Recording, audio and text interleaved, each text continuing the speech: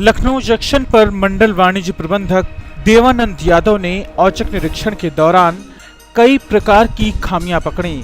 वहीं इस दौरान रेलवे अधिकारी ने टीटी लॉबी, पार्सल घर, पुष्पक की टोकन मशीन के साथ ही टी स्टॉल आदि का निरीक्षण किया और कमी पाए जाने पर रेल कर्मचारियों को फटकारा और कमियां जल्द दुरुस्त किए जाने का निर्देश दिया।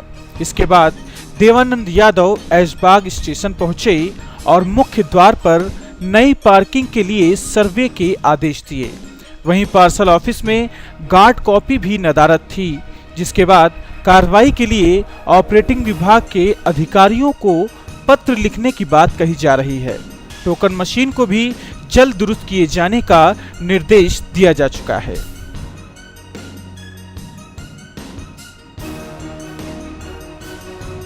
लखनऊ से जनमत न्यूज के लिए अंकुश पाल और अमिताभ चौबे की रिपोर्ट।